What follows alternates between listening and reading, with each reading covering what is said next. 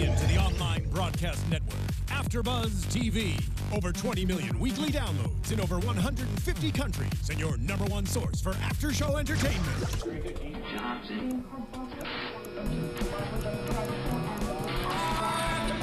AFTERBUZZ TV, the destination for TV superfans. Producing after-shows for over 300 of your favorite TV shows. Interviewing celebrities and showrunners. And bringing you behind-the-scenes exclusives. All thanks to E! Entertainment's Maria Menounos, producer Kevin Undergaro, and internet leader Akamai. Now, let the buzz begin! What's up, everybody? Welcome to the show. Welcome to the AFTERBUZZ TV Fear the Walking Dead After Show. What an exciting night. What an exciting episode, guys. What do you think?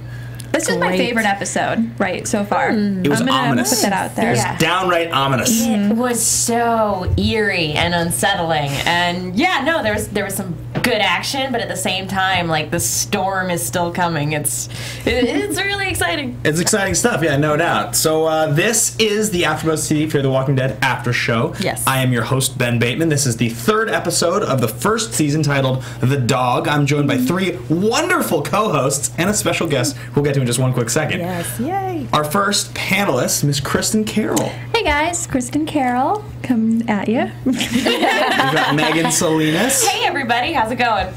Hey guys, Ashley Chatman tweeted me, Ashley_Chatman. Yeah, let's get the conversation going. Excellent, and if you guys have watched the first 2 episodes, and I'm assuming you have, you may recognize Mr. Lincoln Castellanos. Yes. Tobias on the show. Hello. Team Tobias. Hello, everyone. Yeah. How you doing? How you doing? How's the couch? I'm doing good. The couch is very comfy. Good. Thank you. It's That's very, good. very warm. It's very welcoming, as you all are. Thank you very much. Of course. Thank you so much for coming by. This is incredible. You're like ground zero. You're patient zero. You're actually there. I You're was around right all of there. it. We gotta thank Stephen Lemieux, who's not here today, but he hooked it up. Thank you. Yeah, it was Steven. really awesome to step in there and do that. So yeah, this is a pretty special episode tonight. Before we talk about it, I do really quickly want to remind you guys, please go and rate us, review us on iTunes. It helps us stay high in the ratings and helps us do the show. Obviously, the better reviews and the more ratings you do, the more people find out about us. We can keep providing free content, which is awesome. Right. Secondly, I want to remind you guys to check out Dance Battles with Maria Menounos and Derek and Julianne Hough. It's on ABC. It's going to be epic. Set your DVR. We've been talking about it for months. It's coming up. So yeah, check that out. It's 8 families, chosen to come to LA and battle. So that's going to be great. That's fun, because their Instagram stuff was hilarious. It's very good. Yeah, and then it's fun, especially because if you go back on Instagram and look at them, like some of the AFTERBUZZ family is in there too. Right. Yeah. We need like a Fear the Walking Dead dance battle. I think we Yes. need like some Walker dance battles, going on. Like that'd be really Thriller. epic. I'm just gonna put it out. I don't dance, guys. I don't dance. I'll judge if you want. No, you're not getting away that easy. Everybody can walk or dance. right, exactly. Everybody just do the thriller dance, yeah. She and her brother are dancing at all times. I actually was at the red carpet for the Creative Arts Emmys yesterday, and they walked by, and I swear to you, they weren't talking to people, and they were like, we have to get inside, but I swear to you, they were dancing the whole time. They were kind of like shuffling as they rounded the corner. So, Awesome. so yeah, let's get right into the episode. Let's start to break it down. There's a lot going on here. I would say, yeah, I think topic 1 is probably the barbershop escape. We open up with Travis and Daniel and his family, and they're packed into the barbershop, the makeshift, soon to be burned down riot refuge, and and then they take off in a truck. So what'd you guys think about this? I was surprised because I think last week or the week before I made a prediction that they were gonna all be separated, and this would be the moment that Liza and Travis would have their whatever moment, and that was not it. They were like, oh no, this place is burning down, let's get out of here. So I thought that was really interesting that I wouldn't say it was a cliche move to make, but I thought it was interesting that they did something that I think as an audience might have expected them to do with that, given that they were kind of in a secluded area. But they took them out into the madness. So it was great to see just them from the beginning of the show just sort of being out in the madness and seeing them deal with it. Yeah, I definitely give them credit for like going out. Yeah. Because there are so many zombie things that like everybody chooses to just hunker down and stay in one place while the zombies, congregate outside. So it was really cool to see them exit and make a break for it and just see tiny snippets of like people actually becoming zombies. because that's not what everybody thinks is happening. You know, everybody's caught up in the riot, but there are people dying and becoming zombies, and no one's noticing in the chaos. It was terrifying. So it was really cool to just see like the quick snippets of it before they made a break for it. But I will say, probably a little unrealistic that their truck was just fine. No broken windows, nothing, not flipped over. Even on a normal day, it's very, very in East LA, it's always questionable. East LA, it's up in the air. Because it had been hours, right? They said that's what you said, 2 hours ago, 3 hours ago? Yeah. So it's been quite a while. Now, do they film things out of sequence? Were you around for any of the filming of this episode, or they film everything all together? More or less everything is filmed out of sequence. I wasn't there on set when they were filming anything from this episode. I was present for whatever they were shooting for the pilot and the second episode. So everything was new to my eyes. Okay, cool. That's why I was really excited about watching with you guys, because I was experiencing this episode and everything in it for the first time. So you don't get a full shooting script. You don't know what's going to happen. No way. No. the way when I was shooting for the second episode, I was receiving only the scenes I was in. Okay. So even in that episode, I wasn't really sure what was happening, with Travis's side of the story, with story B. So I'm really proud of the fact that I get to say I'm on the show, and I still get to experience it as a fan, because I was a fan way before Walking Dead was on TV.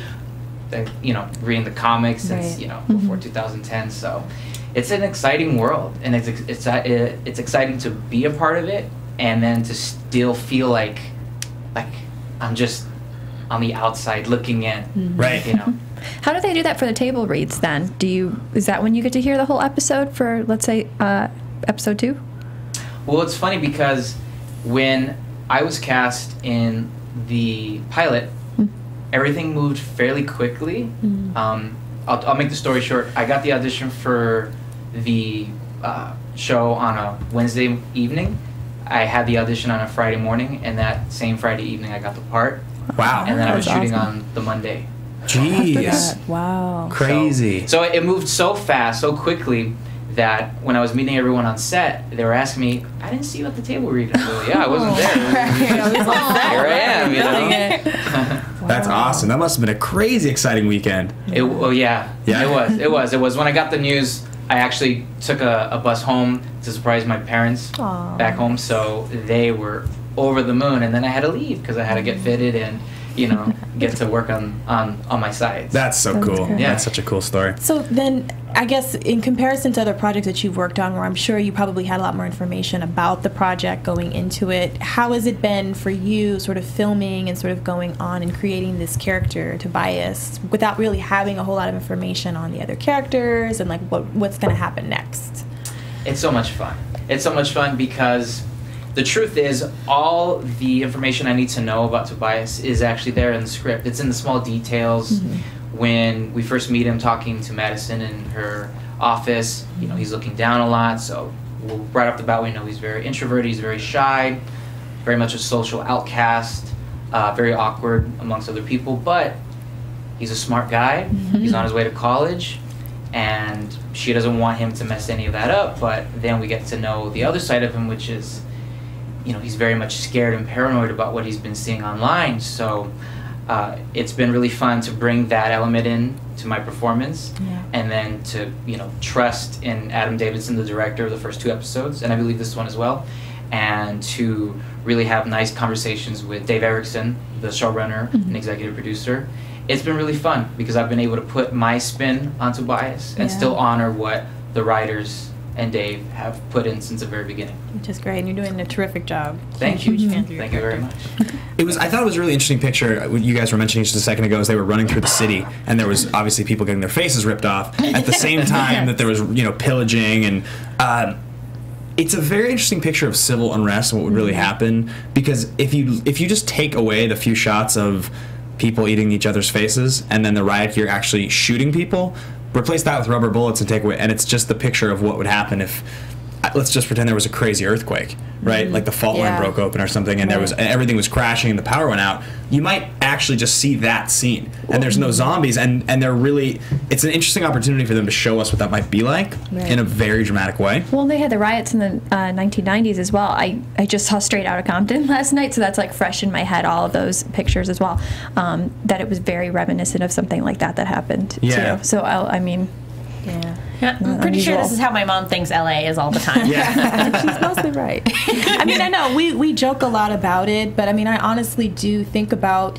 you know, what would happen if something like that, with that scene that happened tonight in tonight's show, where they're just seeing all of the power go out. I know we've had rolling blackouts, and you know, we've had some blackouts here and there, but nothing to that level where it was very catastrophic. And I mean, an entire city is completely wiped out. And the way that LA is made, I mean, the only real reason that we're able to survive here, because it's kind of like a desert area, it's because we have power, it's because we have water, it's because we have all these resources that are draining into the city.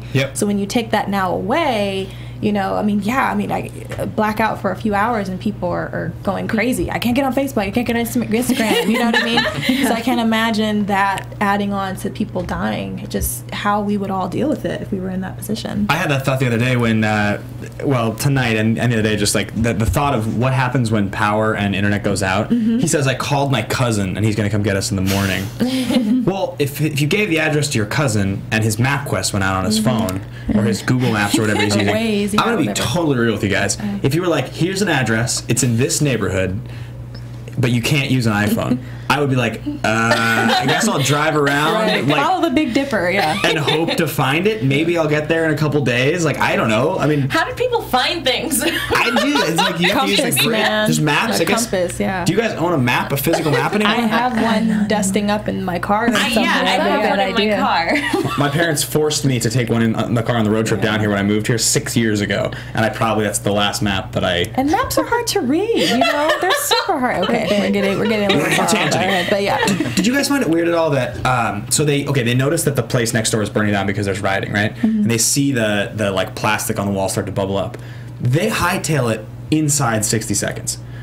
Don't you think they would say, okay, it's getting a little warm in here, but we're gonna make a break for it. Let's fill up some backpacks. Let's take these scissors, anything we need. Maybe there's a weapon. Like, it wasn't gonna burn down like that. And they just took off. I mean, we did see them putting on jackets and stuff, and earlier on we saw Chris, I think it was Chris, playing with the knife. Right. Yeah. So you don't know exactly what they took with, and something tells me Daniel seems kind of like, a Tobias, where he kind of gets what's going on, and that they're in trouble. So I would imagine he probably slipped some knives or something in a pocket or whatnot, just to be smart. I thought it was funny though when they tried to go out, then all of a sudden all these people just ran in. I'm like, well, it didn't work very well. That is. I thought it was really interesting that they. Actually, I'll save that for a little later. I'm gonna keep. We'll stick with where we are. We'll stick with where they are. So they get out. They get into the street. There's crazy rioting. There's cops using not rubber bullets, and there's a fresh truck. They get in, but Griselda gets like a structure on her ankle first. She's a goner, right? Well, that was my prediction last week. If anybody was gonna die, it was gonna be her, more because I didn't see her at press events for anything. But yeah, from what it sounds like too, what Liza was saying as well, is that it's not going to end well for her. It's just you can't have a doctor. What I was kind of surprised at, and I know it happens so quickly, when they drive by the hospital, all these people running out, including doctors and stuff like that. I mean, of course I'm watching and I can yell because I'm watching from my sofa and be like, well, just tell a doctor to get in, we'll save you or something. I don't know. We've got a hurt woman, and I'm sure nobody's thinking that. Yeah. Except for me on the sofa. It's like dramatic and slow-mo, It's easier when you're sitting on a sofa. Well, I mean, the cops are there, shooing people along, and then also shooting at, deceased patients who are coming out. The whole thing, like, even if they did manage to grab a doctor without any tools or medicine, like, how much can they actually do? We see them in The Walking Dead that they're able to kind of make do, or if somebody had a first aid kit or something. Yeah, but usually, like, they have to make some sort of pharmaceutical run as well. Like, you can only do so much without the proper tools. Yeah. It's one of those things where you just have to suspend your disbelief. You can't ask too many questions, because after all, it is zombies. So, I mean, I don't know. I mean, I just sort of felt in that scene, I just took from it that you could really sense the panic that everybody was feeling, you know. And panic, of course, makes you just do things that under normal circumstances you wouldn't do. So I'm just really, really feeling that panic there. I absolutely agree. I think the show is doing an honest job of depicting what we would do in that situation. It's easy to, you know, be watching it from a safe distance on the couch and the TV and saying, "Don't go there," you know. Don't go in there. What do you mean you left the shotgun shells behind? I know, but then if you really truthfully try to put yourself in that position, there's so much panic and fear that I think truthfully you wouldn't know what to do. But you know what, not to go backtrack too much, but shout out to Tobias for last week for really sort of stepping up in that moment, you know, and really, you know, taking it. I mean, and of course we can't ask obviously what will happen next for your character, but I mean, like, just as far as filming that and just sort of seeing those character traits with Tobias sort of stepping up and being kind of more of a big dog in that scene, are those things that we can expect to see a little bit more? Wink well, you know, that's a good question, and your guess is as good as mine. All right. But what I will say is this: it's been really fun to introduce Tobias as somebody who is very much, when you look at him, you have immediate thoughts and, you know, predictions about him, and to suddenly see him thrust in that moment to save Madison, Mississippi. It's really, really awesome as an actor to have that quick transformation and the hopes of that continuing into something, you know, physically and psychologically for him. You know, to see him potentially morph into somebody who is going to be more of a badass or, you know, warrior in this new doomsday apocalypse. It's exciting to think about, but, you know, I'll keep my fingers crossed. For me, it was like watching him in like the previous episodes. He reminded me a lot of, you know, the Greek figure Cassandra. You know, somebody who saw the future coming, would try to tell people, and nobody listened.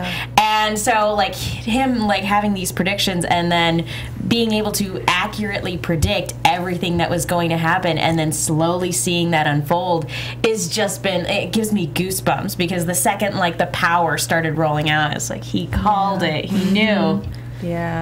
So you see all of these, they're not cliches, they're stereotypes within the genre. We talk about this a lot, and this is a great opportunity this show gets to play on, you know, countless hundreds of hours of different kinds of media that deal with zombie lore.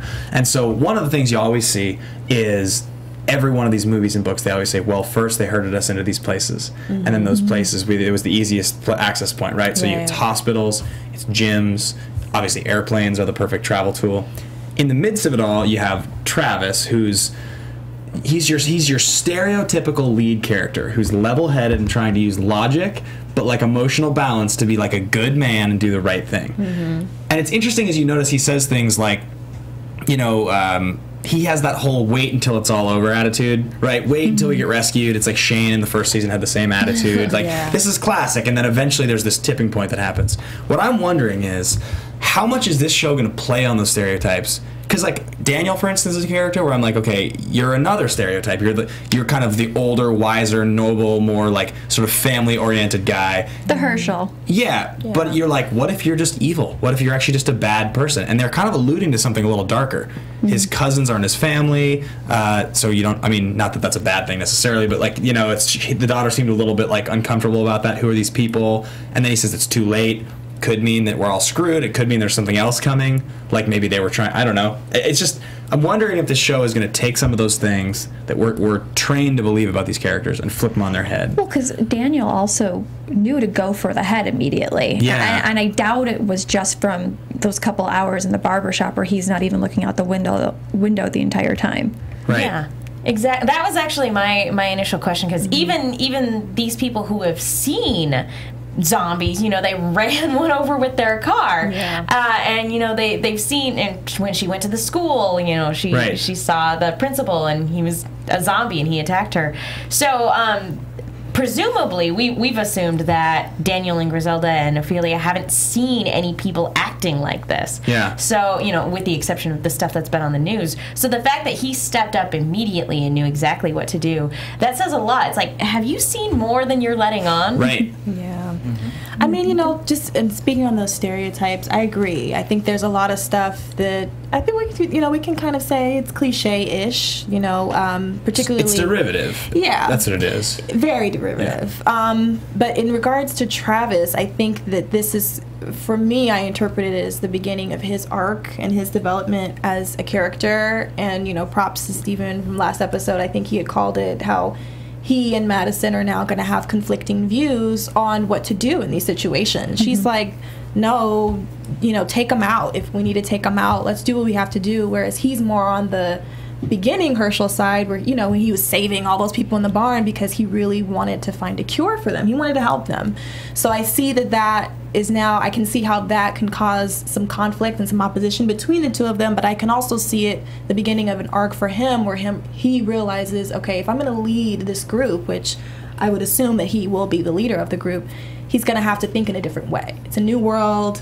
I mean, the world's over at this point, so it's different. It's a different game. Different rules apply now. Well, there's definitely this tipping point, right? And it's when you begin to apply the logic of risk versus reward, but not just in like this is going to benefit me, not in a who matters the most. Do you matter the most? Just your own survival? Does your wife and your child? Where do you draw the line? Yeah. Her foot gets broken. They drive past the hospital and they just deal with the fact. Okay, we're not going to deal with this crushed ankle of an elderly woman. That's because we can't. And that's just a small sacrifice they're making, right? You've seen it happen with, obviously, Rick as his comp from the first season, and Rick goes totally nuts as the season goes on. I mean, he just says things like, no one's safe, you're never safe, it's just you, take care of yourself, to his, like, 10-year-old son, or 12-year-old, however old Carl is now. Yeah. So I do think that's very interesting. And you talk about the arc, when is that going to happen? When's he going to transition, you know? Well, and I'll be honest, I'm surprised that there's as much infrastructure left. Yeah. As the, you know, granted, we're still in the early stages, but I wasn't expecting any sort of authority to come in at any point during this episode. So it was very interesting to see that when daylight came, that there was still some semblance of order. Yeah. Yeah. So speaking of that and getting to that, let's jump from getting to the house before obviously the cavalry shows up, where we'll call it Peter and Susan, maybe. Peter, Susan, and the dog. Monopoly time. Oh, that poor dog. That poor puppy. It was the worst. Did we ever deal with zombie animals in The Walking Dead? I'm trying to remember. I know they did it 20 years later. No, but in the last season where they had the bunch of dogs, it looks like they were going to attack them, and they used that almost as a teaser, like zombie dogs, and it turns out they just killed the dogs and ate them. That, you know, it was just... Spoiler alert. Sorry. Yeah, I think Walking Dead is strictly humans only that this applies to. That the zombies will eat animals when they're hungry enough, but yeah, for the most part, especially if they're making noise and everything like that. But for the most part, it's humans only. Yeah, it doesn't seem like any animals have had it. We haven't seen any, right? Can you think of any? Yeah. No, I don't think so. No, Z Nation does a lot of zombie animals, but Walking Dead, no, it's strictly humans only. Yeah, thank goodness it's just humans too. Right? Birds everywhere. Like, can you imagine a walker horse or something crazy coming at you? No. Zombie bear, zombie wolves, zombie tigers, zombie shark. Like, oh. Well, 28 days later, you guys remember there's the scene where the bird, it's when, is it Brendan Gleeson? Yeah, Brendan Gleeson's character. And he gets the drop in his eye, drops off the crow, and then he turns the rage virus. So they totally do it in that world, and that's obviously came out at the same time, and Kirkman apologizes for that when he writes the thing. Anyway, but nonetheless. So they get in, and there's just this whole scuffle, right? They get attacked by Peter, the neighbor Peter.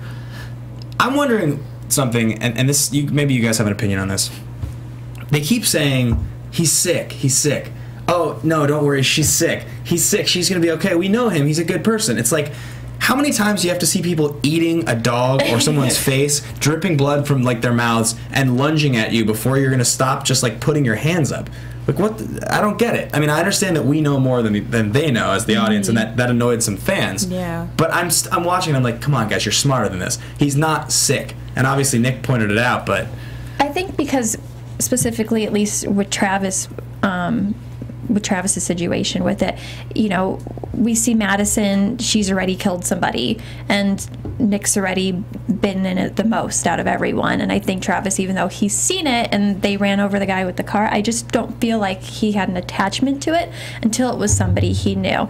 And that was the same we saw with Madison, you know, last week with Artie, was that it was somebody she knew, and she's like, are you feeling okay? And I think there's still that hope where it's like, can you find the cure to figure out how to get them, you know, is it worth killing them, or is it with Susan where it's like, well, if we just keep her in her garden cage, right, if she can just hang out there till we figure out what exactly is going on, and if we can stop this, like, it sort of makes sense. I think Madison probably should have stepped up a little bit more with the Peter situation, just because she had seen it before and she knows that he's going to attack and that's not going to happen. Right. But it's probably still a big state of shock, and she hasn't told Travis about that yet either. I felt like when they were standing there looking at Susan towards the end, that she would have said something, but she doesn't seem to say a lot of things to people, so I guess that's not too surprising. She keeps things to herself. She keeps it close to the chest.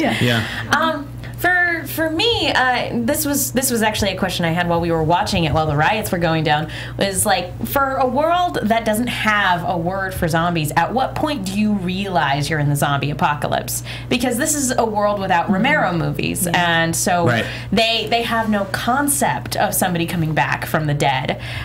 So at what point, you know, as this is happening, do you realize the full implications of what it means to have, you know, the world being taken over by zombies? I felt similarly as a lot of the audience did about that, but I just sort of took it as this sort of represents a lot of what some people really feel. There's a sense of disbelief that a lot of people have. They don't want to accept that that's the end of the world. They don't have a word for zombies, so they don't want to accept that this is what's really happening. So you have to rationalize it in whatever way you can. You have to rationalize it, but I think for them, they feel like that we can get through this. You know, we're humans, we're strong, we can get past this. No, it's just a little, you know, cough and cold, obviously not that bad. Well, but you get to be too, like, we learn in history there's been plagues and stuff like that where thousands of people have died, and you go, okay, is that just one of these moments? And like you said, when you realize, and they're only in day 2 now of when we first started it, so I feel like they're not gonna know until a little bit later. I think some people, obviously, like the Tobiases and the Nicks and Daniels, kind of realize this is a legit thing. I think the rest of the world is going to take a little bit longer to catch on. Well, and we are in such denial when disaster strikes. We always think, oh, it can't happen to me, it can't happen here. That's never something that will happen here. Oh, it'll happen somewhere else in the world, but it'll never happen to me. Right. So a lot of people, just even in real life, are just in denial about that until they can't deny it anymore. It's too late. Right. It's hard to wrap your head around something you've never seen before. I think that's what the show's doing a really good job at. You know, it's about the shark you don't see. It's about the terror you don't know that's around the corner. So to try to suddenly have it presented in front of you, you've never had that experience before, so how do you react? Do you panic? Do you deny it? Or do you quickly accept it because, well, maybe you're letting on more than you should, and maybe you've seen it before like Daniel has? I mean, he grabs that shotgun right away from Madison, and he takes care of business. So obviously he's more aware of the situation than Madison and Travis. And somebody like Travis, you look at how pure and good-hearted he is. So I think it's better now. Well, watching it as a fan, I think it's better now that we see that struggle with his humanity and him trying to hold on to that. It's going to be all the more heartbreaking when he does finally have that arc and that turn into somebody, hopefully, who makes it out, but, you know, he's like completely changed. And going off of that, since you mentioned that you were a fan of it, The Walking Dead, before the show, you've read a lot of the comic, so you have a lot of experience with The Walking Dead. So how has it been for you working on this show? It has a very different take on the iconic Walking Dead story. So what's it been like for you working on this type of show where we get to see sort of the beginning and we get to see something a little bit different than what we're used to? Sorry. I was trying to check the hashtag for Twitter and she's just excited. It's like that. Feels like that. It creeps up on you. This whole experience is just creeps up on you. What did you bring with you? Exactly. No, the experience has been absolutely incredible. I mean, as a fan of the comics, of Robert Kirkman's world, it's very exciting.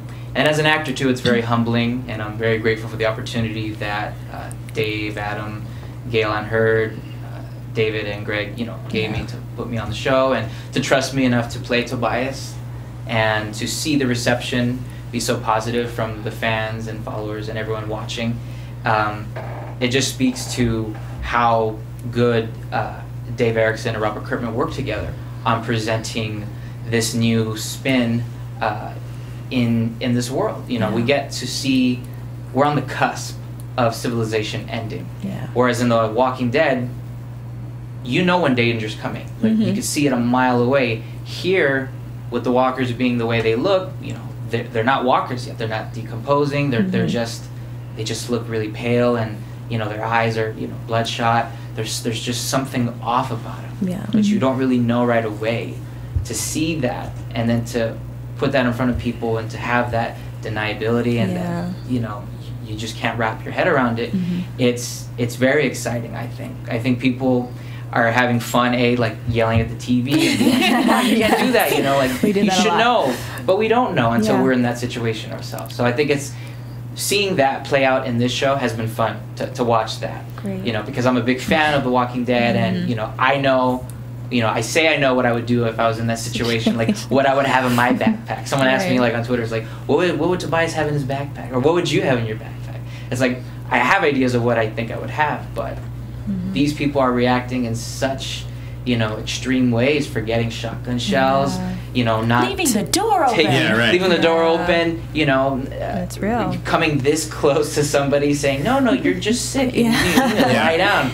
You know, it may come off a little bit silly, but I really think that's it's how, just it's real. Yeah, that's just how we would react. I think they're doing a great job. So to see that in this show versus you would never see that in The Walking Dead. Like if anyone's like, you need to calm down, they're like, limbs are falling off. It's just like, no, you need to get out. Right, exactly. Well, I was gonna say, it's a very interesting point you make, which is that, like, you know, 6 years ago or 5 years ago when we started with The Walking Dead, we were coming at it from this point of view of let's take exactly what Kirkman did with this comic when Darabont came up with it. You know, I want to do this, and he was like, I'm going to do it as close to the comic as I can and keep it a little campy, but mostly like very, very intense. Now, 5 years later, on the fourth showrunner, obviously that show is way more intense and dark and serious than it was in the beginning. That transitioned perfectly into this show, and I think it's really interesting when you talk about how does great television and great films, how do they become what they are, right? You look at this property and you say, The Walking Dead, of course this is going to be good. You mentioned Gale Ann Hurd. Gale Ann Hurd worked on Terminator 2, Aliens. I mean, I do a show on Popcorn Talk. We just did Aliens this week, and that's a 30-year-old movie where the gore and the character design is so incredible. You're like, this could be made today. The Alien Queen looks like it came out yesterday. So good. It's amazing to think that this woman who, it's just incredible when you look at like the quality of what we're watching, and we take it for granted now because we're so far into this genre.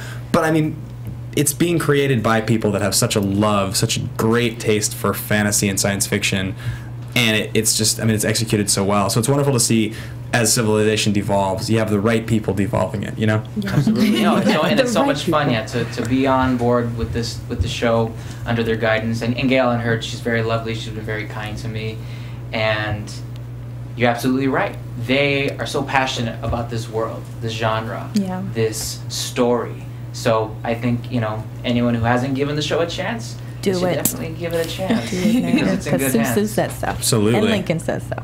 Yeah. So let's continue in the house here. They get attacked. Peter takes a shotgun shell to the face, eats a dog.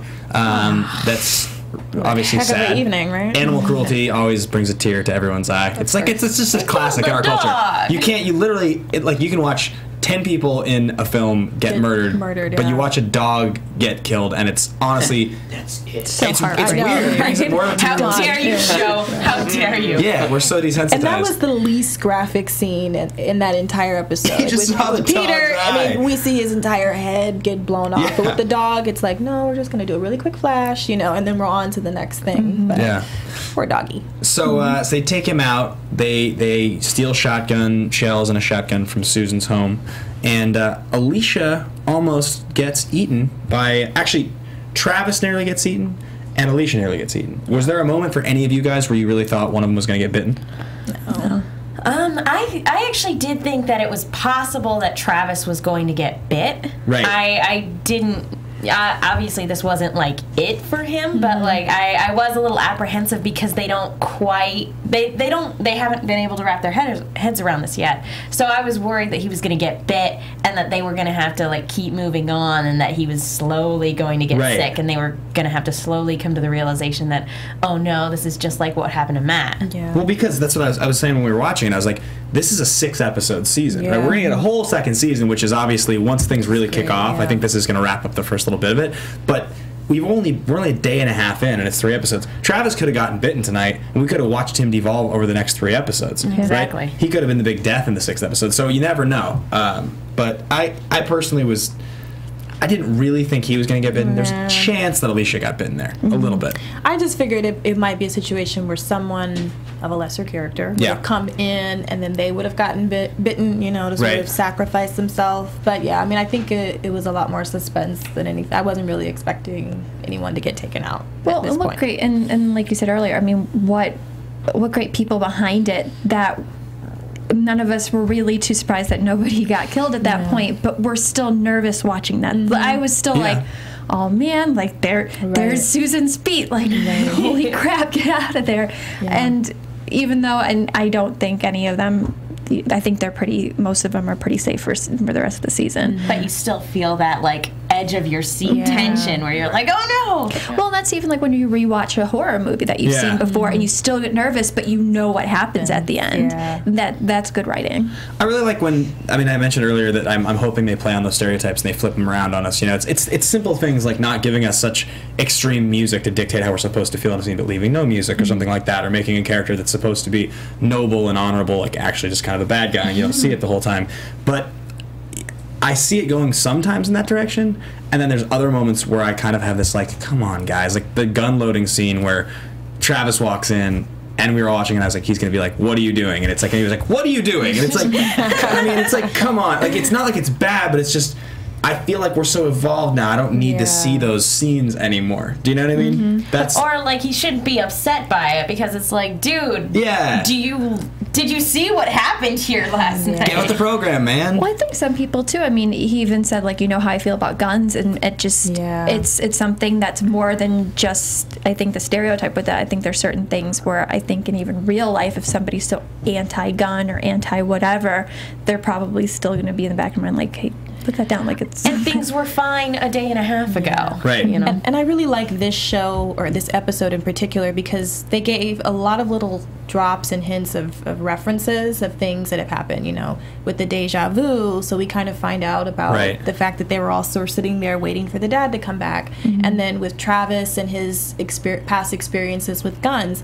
So I think that at least the way I took it is these are all little windows as to how those past references are going to play into their characters in the future, how it's going to affect their decisions, how it's going to affect their character arcs throughout the rest of the show. So I mean, I just for this show, because obviously with the genre like this, you are going to have some moments where you're like, okay, come on, that was unbelievable, but I'm just trying to take everything that I see now as chalk it up to the writing and just say, okay, if they're showing it to us, it's for a purpose, and hopefully it'll play back into what happens with the characters in the future. The devil is in the details. Exactly. Yeah, exactly. Absolutely. We found out tonight, unless I missed it in the first 2 episodes, that Madison's husband had died. I don't think we knew that, right? No, we just knew that she and Travis were a couple. Yeah. We sort of assumed that there was something that had happened with the dad, but we didn't officially get the word that he was dead. And even now, we don't know how he died. Yeah. Yep. It just sounds like he just never came home one night. Yeah. So that the implication there is car accident, but we still don't really know what happened. I thought I read on Reddit or another site that it was actually a drug overdose or something drug related. I could be completely Somebody off. wrote on one of our comments that they thought that when Madison went to the church with Travis and said, "Oh, something it's reminiscent of the father." Yeah. It's in his genes, right? Yeah. So I want to bring to light a couple conversations, a couple comments that happen in the scene before we get into sort of the crazy, surprising end a little bit. One scene happens between Liza and Madison, where she does the whole, if I turn into one of those things, you need to take care of me because he won't do it. Now, totally okay with that. It's fine. If you think about being in a situation like that, you might honestly do something like that because the stakes seem very high. Can you really imagine being in a situation like that where somebody pulls the intensely uncomfortable Bond card on you, and you would be like, no? Like, it's like, she didn't answer officially, but if I die, you need to take care of my children. Look, I'm not going to make you that promise. You're going to have to ask someone else to do it because I'm not going to do it for you. No, right? You would always say yes, wouldn't you? Yeah, no. Because, yeah, what are you supposed to say? Like, she can't be like, oh, yeah, I'll totally kill you, because you seem way too eager. Well, it's the ex-wife, so I would have been, I was expecting her to be like, okay, you know. Yeah, done. Okay, sure. Done.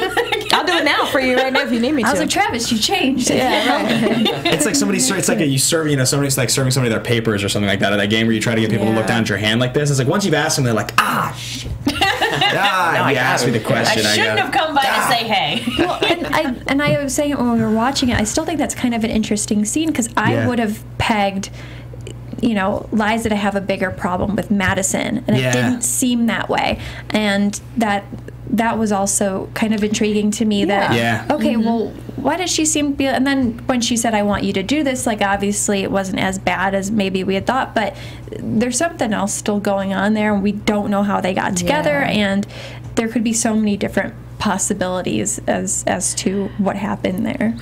I'm sure there's a lot more room for Madison and Liza to kind of go at it. I'm sure there'll be some situations, especially when their kids are involved, but what I really liked is that, Liza, she really tried to break the ice, saying, I'm coming from you, not as the ex-wife, you're not the girlfriend, and we're just both mothers. So we have some common ground there. Yeah. And we need to just come together. I understand this is an uncomfortable situation, which I appreciated, because usually that's not how the situation goes when you have people together, they have to deal with each other. Usually it's a lot of turmoil, it's a lot of arguing, it's a lot of unspoken energy, hatred, and just unsettling energy there.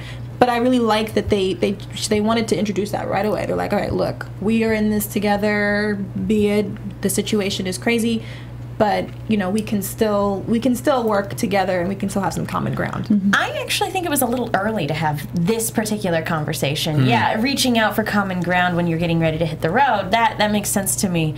But I feel like having the if that happens to me, you need to take me out conversation. That part was it feels scary. To me a little early for that conversation, because they're still to an extent really in denial.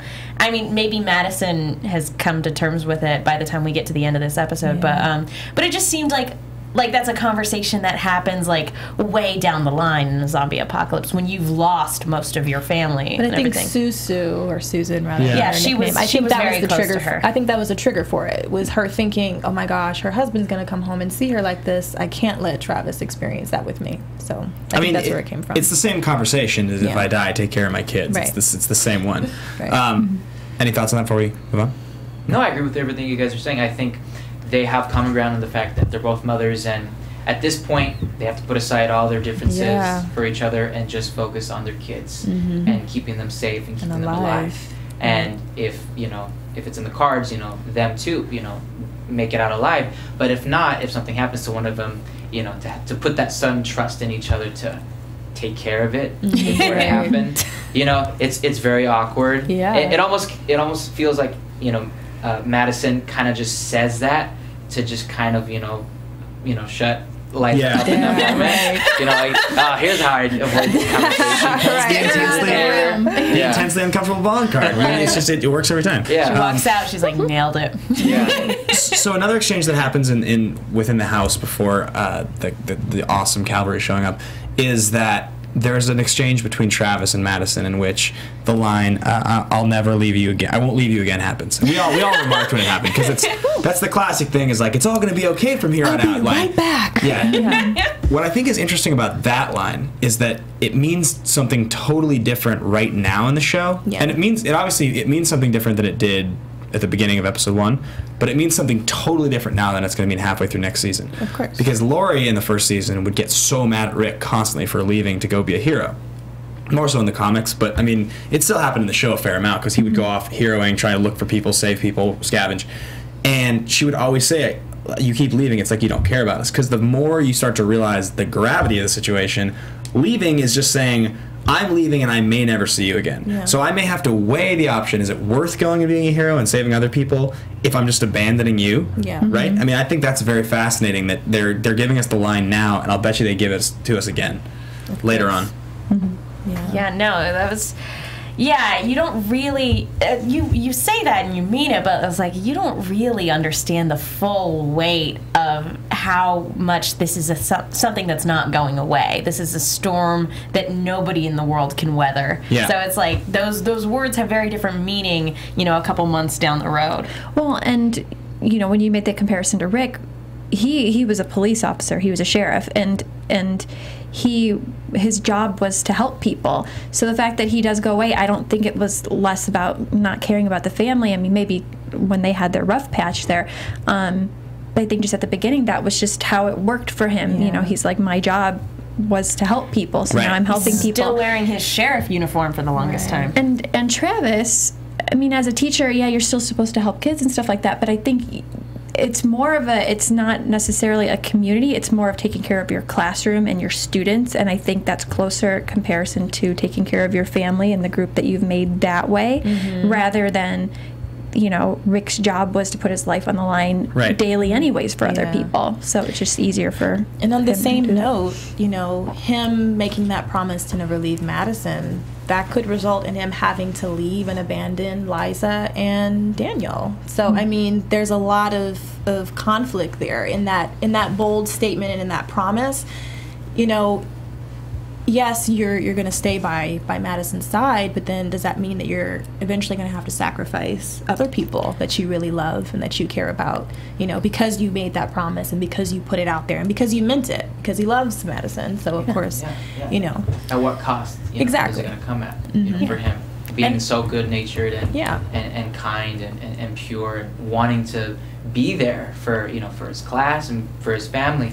What is he going to have to lose in trying to keep that promise? It's the tipping point we were talking about. It's just as Daniel says at the end of the episode, good people are the first to die. Right. And is this even a promise he can keep? Because, There are no promises in the Walking Dead world. Well, no. Has anybody seen the beginning of 28 Weeks Later? Yeah. Yes. That, The dad. I know, right? Rumpelstiltskin, Wait, how dare you? I know. I haven't seen it. It's a great scene. Not It's to a great spoil scene it for to watch. anybody, but Yeah, when it's a you're great in that opening. life and death situation, you might make choices that you never, ever thought that you would make, and you're going to regret it for the rest of your life. Yeah. That sort of thing. So whether or not this is even a promise he'll be able to keep is something that is yet to be seen. Right. Yeah, absolutely. So we do get into, Patrick comes home and he finds zombie Susu. And we think we're going to get one of these moments where an unknowing person gets... by the way, how did he just, get home from the day at the office Without to come knowing, home? yeah. I was totally flabbergasted. He didn't have any trouble when he left the airport. Well, no, he said he didn't. He said he drove all the way from Salt Lake City. Yeah, he said that the airports are completely shut down, and he drove all the way. He didn't have any problems driving into LA. He took some back roads. Well, maybe that's part of the reason too. Is when he's driving back, depending on what route he took. I mean, he's not, because Salt Lake City that's the 15 that goes up there. But I would think you would have to at least have heard something hear on the radio. I mean, at this point, I listen to my CDs. But I wouldn't have heard of that. You got a good audiobook on it. I'm pretty sure though, Pandora. when I go to Vegas, that I see on the sign, if you go any further, you can make it up to Salt Lake City in 500 some odd miles. Yeah. And if you're going that way and you're taking the 15 through the desert for half of it, besides Vegas, you don't even get a radio. That's when pop in your iPod or whatever. Yeah. So he could just be coming back from that, and it was the morning when he came there, so that means he's driving all through the night. So there's can't see anything anyways. So it kind of makes sense, especially if it only happened in a day. Did you all guys? this stuff was going on. Did you guys find any small amount of comedy? And he gets home and he's got the tie and for me, when I was imagining, he opens the door, he shuts the door, he starts to turn. I wanted him to look at it and be like wipe something off the car, and, open the door. That was kind of a seeing happen. Ooh, But, long day at the office. Huh? Yeah. I wasn't expecting her to be shot in the head, though. No, that was I that was thought a good for twist. sure that was going to be the first time that Alicia was going to see somebody get eaten, and it was even going to go through her head more oh my God, this is Matt, and even more than it did earlier. So the cavalry shows up. One of these guys walks in, shoots Susan in the head. We watch Patrick as he's crying and losing his mind and has no idea what's going on. And And now that's the National Guard, right? We're all assuming, because I think we heard on the radio 9 states have requested help from the National Guard. So the question becomes, this is one of those moments where they heard everybody, right? Yeah. Because they're still, I have my last note, same thing, and you said it earlier verbatim, was very surprised that there's still so much infrastructure. It's hard to believe that with the number of zombies out there now, you would be able to have this idea that it's a hazard crew, and you're cleaning things up, and I just can't really imagine it. I don't know. It seemed a little too clean, to be honest. But I guess it's a suburban part of the city a little bit. It's like a suburban neighborhood. I had that same feeling. I felt like there wasn't enough hustle and bustle. You know, Madison was just having sidebar conversations with one of the guys in the back. It didn't seem like they were really ushering people out in a quick way. It was just sort of, we're going to just mark up the houses and, you know, figure out who's who and who's not who and, you know, kind of go from there. But yeah, it seemed a little, to me, I mean, when they first came in, it was extremely suspenseful, but then after, it just seemed a little anticlimactic for me. I don't know, what did you guys think about that? For a moment, I thought we were seeing the opening of The Last of Us, and I'm really glad it didn't go that direction because that got dark very, very quickly. So I was expecting it to go that way. So the fact that it didn't go that way, I was very surprised, relieved, but surprised. Yeah, it definitely took me by surprise, and it's funny that they introduced that with just. Did you guys for a second think with the National Guard coming in and shooting her, that was just the end of the episode? It's strange to me that they chose to give us 4 more minutes of episode than just to show that happen. Because now it sort of feels like that's, like it was almost like a bookend to the first half of the season or something. Like I almost would have rather just had her get shot and the National Guard swarm in and then you just fade to black. And that's where you open next episode. Especially because for the next episode, it looks like they haven't really gone anywhere. It looks like they're all still there. Yeah. So they haven't really been hurted anywhere else, too. Well, it just goes back to what Daniel says when he's looking out the window. It's already too late. And to have that be the finale of the episode makes you go, okay, what does that mean? Definitely something is up with this guy. Yeah. You know, he's throwing out all those signs that, you know, he knows more about it than anyone else. And to say that, you know, it really makes you think, what is going on with this what does guy? he know? You know? There's so much mystery to it. This so random barber. I know. Yes. Could he be related to Tobias? I have no idea. That would be kind of crazy. I don't know. So far with Tobias, you know he has a mom and an uncle. Right. And the rest is, you know, who knows? You'd be watching, it would be like you would discover your long-lost uncle or something as you're watching the episode. That'd be really funny. With this guy, it's hard to tell if, like, because his daughter just thinks he's being stubborn and proud. Yeah. And he makes a good point of this is, because he seems to know that the world is falling apart, and he's like, this is not a good time to be in someone's debt. Yeah. So it's hard to tell whether or not, like, something nefarious is going on, or if he's just not wanting to be in like owing something to someone else. Right. Yeah. Yeah, it's one of the things I was thinking of is it's a very interesting, like because they have so much space to tell the story. Yeah. Did you guys remember when the first season came out of Walking Dead? They did this online supplemental material. It was like 6. I want to say it was like 6 little 5-minute. Right? Yeah, they were super short. And because Rick early on in one of the first episodes, he finds that woman who's halfway in the pilot, and he kills her in the end. But it shows how she became her. Very sad. Yeah, it's not very long, but it's just interesting when you see that was one of the earliest. That's one of the only times they actually show when things went bad, and it's just funny to see like this and compare it to that, and that this is the tone of the show now, and that was the tone of that show then. Still kind of dealing with the same subject matter. Well, they talked about a little short where they're going to do, and having watched this episode now, and we saw the plane kind of going in weird directions, and they talked about that they were going to bring zombies on a plane for us. So I wonder if that's not in correlation to what we saw briefly. That'd be cool. And I just to go back to some of the other stuff too, I want to kind of rewatch, I meant to say this earlier, with the hospital scene, to see if the person that they were shooting or if any of the people walking by was like the old guy that we saw or anybody else that we may have seen briefly in the hospital. I don't know if they would have used that or not. Wanted to notice that? Yeah. Maybe. Yeah, I mean, any final... I want to get into predictions because I have some thoughts. But do you guys have any final thoughts on the episode before we do that? I have a quick question for Lincoln. Of course, please.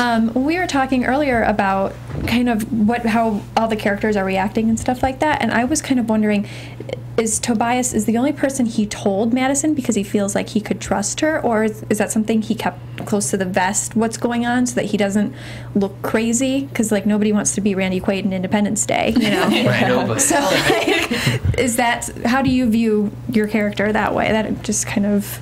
Is she the only one, or is he been telling other people and all of a sudden now he's quiet, or how did that work? No, I think Missy's the only one he's told. Because he spent the last several weeks seeing everything online, you know, compiling his research and trying to put all the pieces together, you know, like a crazy guy with the map on the wall. You know, the paranoia really kicks in for Tobias. To the extent that, you know, he goes so far as to bring a knife to a school with metal detectors. Like, come on, like, he's smarter than that, but he's that scared. And he wouldn't tell anybody except Missy in that moment when, you know, she threatens to, you know, exile him and, you know, kick him out. So, you know, he puts a lot of trust in Madison because of how much she's helped him grow and mature through high school. And just, you know, personally too, you know, on an intimate level, because she knows about his family, you know, background, and asks about his mom, and knows about a little bit about his family. So she definitely is very much like a counselor, like a, you know, like a very caring, nurturing figure to her, to him. And he definitely wants to try to help her in that moment in the classroom. You know, the pilot, he's reaching out because, well, he's kept close to the vest so far. You know, it's not going to work anymore. He has to try to save the people who matter to him the most. And right now, that's Missy. Without giving too much away, what are you most excited about for season 2? Well, I'm excited to see where all of these characters, you know, transform into. I'm looking forward to seeing their arcs and seeing where Travis ends up. Is he still going to be the same, you know, optimistic, happy-go-lucky, you know, survivor of doomsday? Is Daniel still going to be this hardhead, or is he going to soften up? Are the kids going to really finally accept what's going on and mature much quicker into these warrior-type, you know, roles?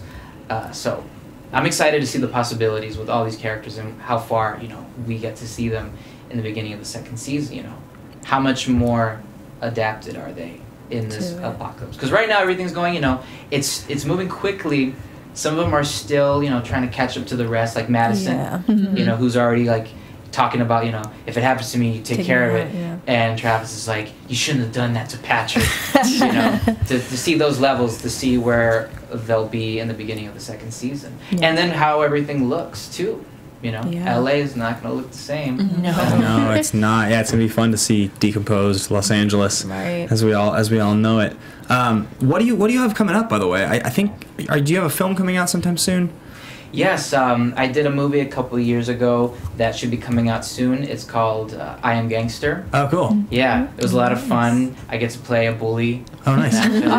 So really nice. Kind of the opposite of Tobias. Right. Yeah. Well, as an actor, I take pride in the fact that I'm able to really, you know, honestly put an energy into these roles so that you can really enjoy both performances and say, gosh, that's the same kid. You know, that's fun for any actor. So I like that I could put on that hat and that mask, and then to really be comfortable in the shoes of Tobias. You know, because to some extent I relate to him and I connect with him in the sense that if I saw something that scary, I would definitely try to keep it to myself until I knew it for sure. Okay, now I got to tell somebody. Because this is too much to keep, you know, to myself. I'm going to go crazy. What, if you had to name one actor that's out there right now whose sort of career that you'd kind of want to go that direction, who do you think it would be? Oh no, I don't know. Well, there are a lot of actors I admire. You know, growing up, you know, I've been acting since I was 4. So I've always looked up to, you know, the big hitters like Al Pacino, Dustin Hoffman, Robert De Niro. I guess I'm more old school in that sense. It's a good way to be. Good, but I think, you know, while still respecting all of their work and would love the opportunity to, you know, follow their paths, I'm a big fan of Joaquin Phoenix. He's great. Yeah, The Master. I mean, I've seen that movie like 3 times in the theater. And people are going, "Are you crazy? Like, are you a zombie?" Like, you know.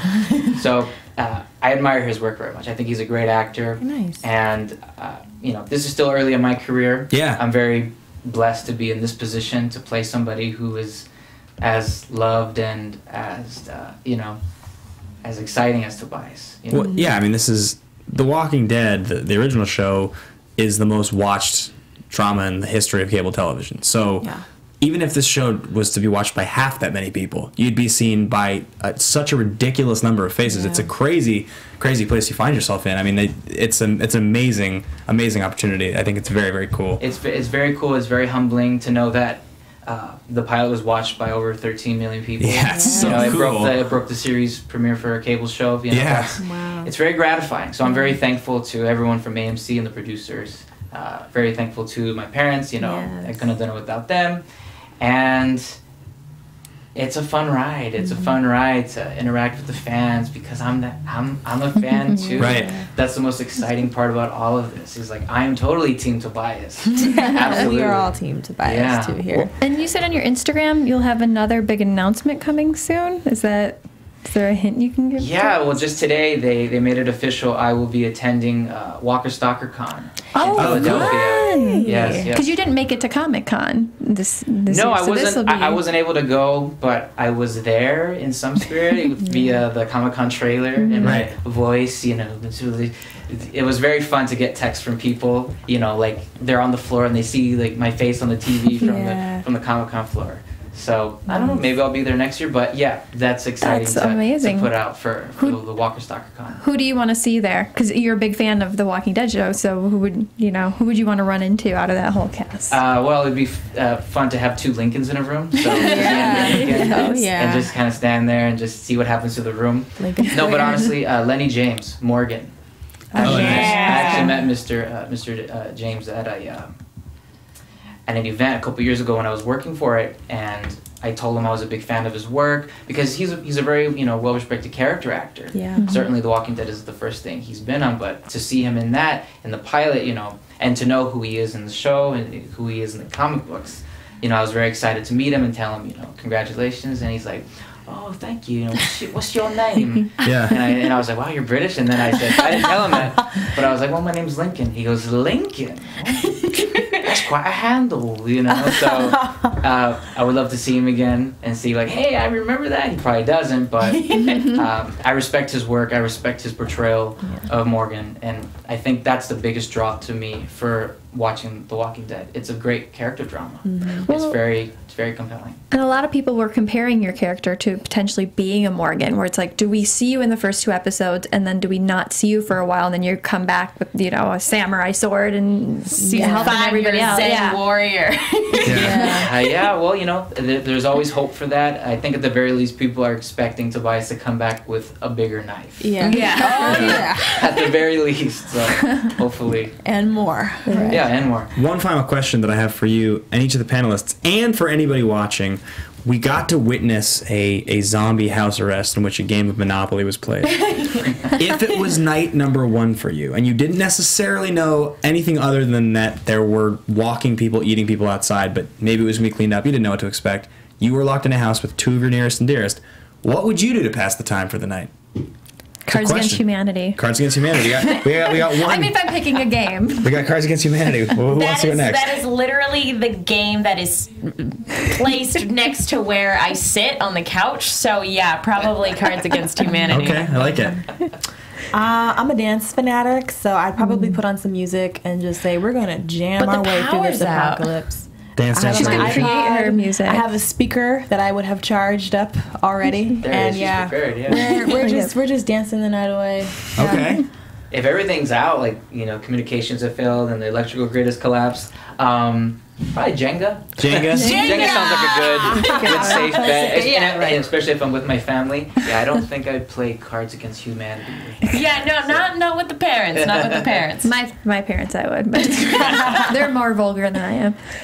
Teach us up. But yes, and you mentioned my older brother is one of my two probably nearest and dearest, and we have been playing. There's this game from the '90s called Magic the Gathering. I don't know if you guys know about it. I play a lot of Magic, and my brother taught me to play when I was a kid, and we both have played for a long time. I think I would probably play a lot of Magic. Would be my guess, because I don't find I have as much time these days to play for like hours and hours and hours like I'd like to, and so that's what I would do. I'd probably just play Magic all night. Playing Magic would make me angrier than the zombie apocalypse. Would you be losing? Yes, that's why I used to play with my older brother. I haven't played it in years. I don't even remember how to play, but he always beat me. So I'm like, this game is stupid. I know. Game time during the zombie apocalypse doesn't sound like a great idea, because I'd be competitive and I'd get angry and I'd probably just start looking like a walker because I was mad that I lost this grab over. By the time the game is done, there's one more zombie than there was before it started. Or the walker would just come in and just start playing with them and be like, hey, join on in. Yeah, your turn. Well, before we all turn into zombies, I think we should maybe voice our predictions here about this. What's going to happen? I have a couple. One in particular. And now, your AFTERBUZZ TV. Thank you. Those are predictions. Yep. I believe, still in theme, that with Liza dying. No, it's way more specific than that, because she approached Madison and she was like, hey, we need to support each other, and Madison was like, well, if I get like that, you need to kill me. Madison's going to kill Liza. Yep, that's what's going to happen. That's a fair prediction. She's going to end up taking her out because of the conversation that happened. 100%. You got a little more weight in there today. I'll give you that. As far as predictions goes, I think that Griselda... definitely something. I think that we'll see her get really sick and possibly die, and I think that whatever is going on with Daniel, is that the guy's? Yeah, the older guy's game. Yeah, I think whatever is going on there, that'll sort of surface, and the cousin will sort of show up, and I think that there'll be a really interesting moment, where he doesn't want to accept, that his wife is now turned, and so there'll be an interesting. Just a moment for him having to possibly put his wife down. And then as far as the military or, the armed forces that are there, I think that a lot of shady stuff is going to happen in regards to that, because at this point they pretty much have all of the power and the control in this suburban area. So I think that, a lot of shifty stuff is going to happen, some less than, legal things happening. With that, and it might be like kind of a fight against Travis and these guys to protect the family.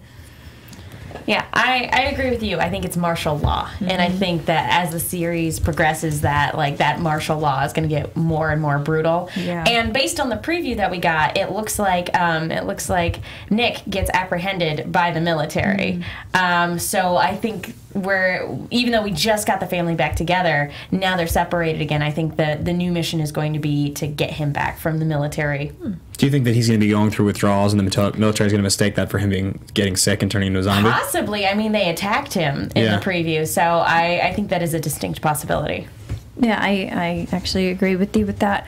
The only thing that I was thinking is, because it seems like that's going to happen, maybe when he starts acting up and he gets knocked out, like maybe Travis is going to try to come to the rescue, and then he's going to get taken for talking back to the police officers or military, and so then it's going to separate him and Madison again. But I feel like somebody's going to get taken by them, and they are for sure going to be separated based off of an assumption that they're being violent or something's going on. And then getting thrown into a quarantine section with a whole bunch of other people. Potential walkers. Does anybody think that that Alicia is going to run away and try to go see Matt?